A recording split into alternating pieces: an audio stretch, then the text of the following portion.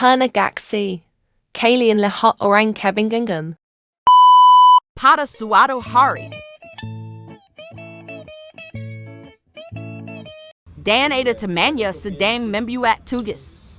Kita mesen apa, Cek? Sama dong. Kayak apa dong? Pi pandan. Gak seru. Aku suka kayak orang tua. Buat tugas apa gitu, Cek?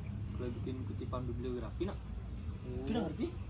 Udah dong, lagi dikit selesai nih. Masa? Iya. Aku belum selesai. Kita mau selesai gak tuh? Lagi dikit aja sih juga gampang sih. Ntar lanjutannya Ki gimana Dan? Aku lagi kutipannya belum selesai.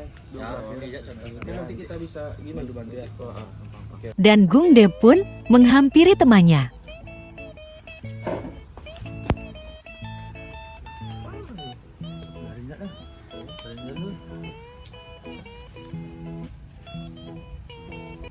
Teman yang lain pun datang. Weh, kadul sih. Dul, Cek.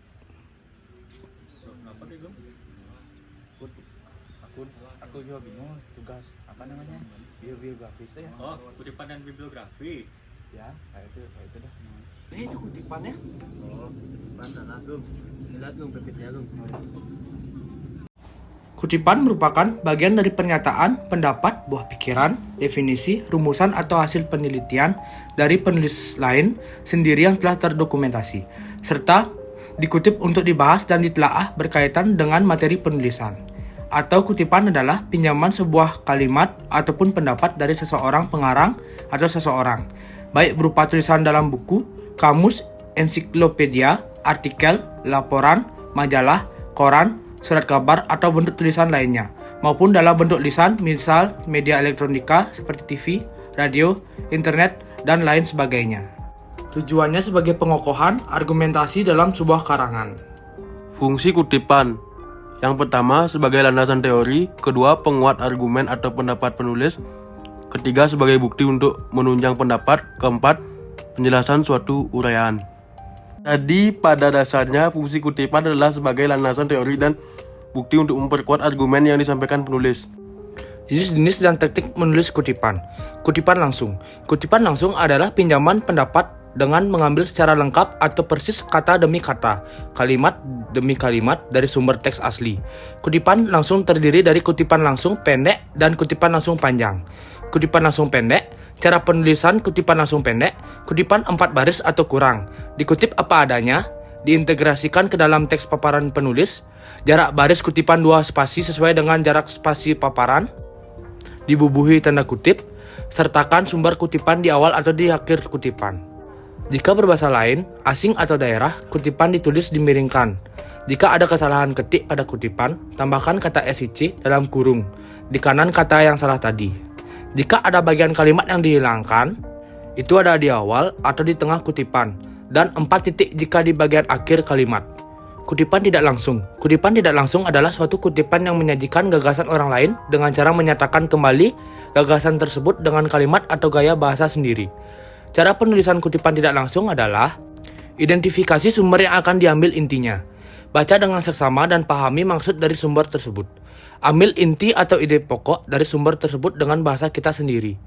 Jangan lupa untuk memberikan informasi mengenai sumber yang diambil intinya, seperti nama penulis, judul buku atau artikel, dan tahun terbit. Berikan referensi yang lengkap mengenai sumber yang diambil intinya pada daftar pustaka. Tujuan penggunaan kutipan.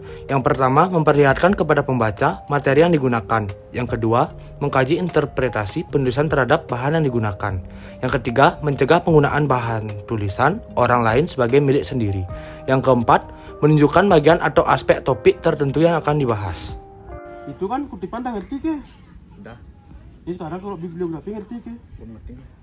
Coba Bung Hen suruh jelasin. Oh, kalau kita mau nyari bibliografi. Oh, ini penjelasannya. Pengertian bibliografi. Bibliografi atau daftar pustaka adalah referensi atau rujukan yang digunakan dalam penulisan karya ilmiah. Bibliografi menurut para ahli bahasa Indonesia adalah sebuah daftar yang berisi judul buku-buku, artikel-artikel, dan bahan-bahan penerbitan lainnya yang mempunyai pertalian dengan sebuah karangan atau sebagian karangan yang sedang dibuat melalui daftar pustaka. Pembaca dapat mengetahui keseluruhan sumber yang digunakan dalam tulisan yang dibacanya sehingga dapat merujuk pada sumber asli. Fungsi penggunaan bibliografi.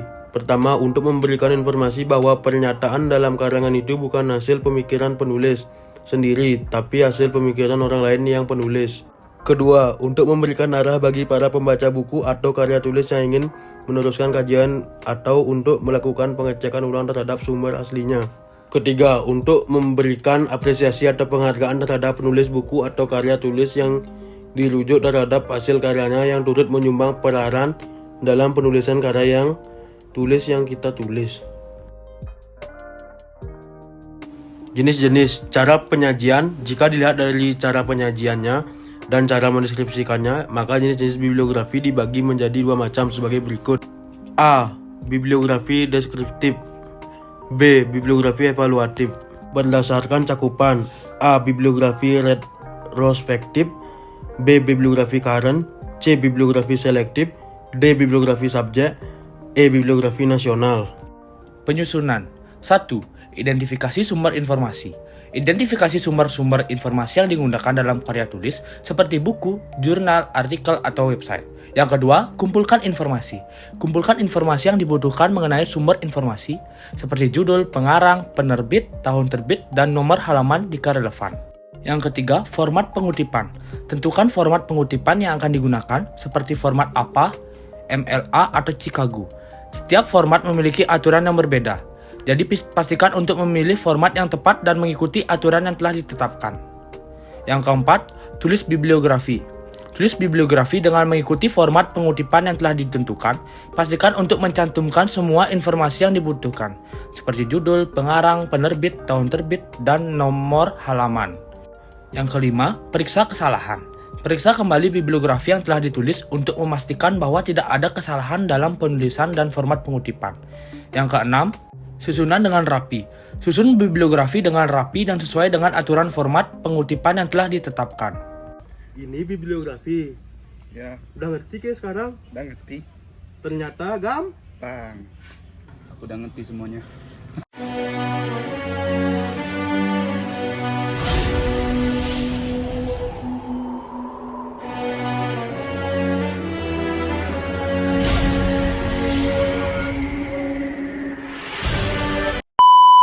Behind the scene.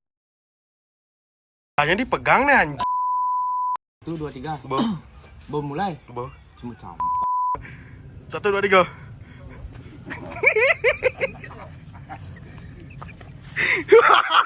Biografisnya.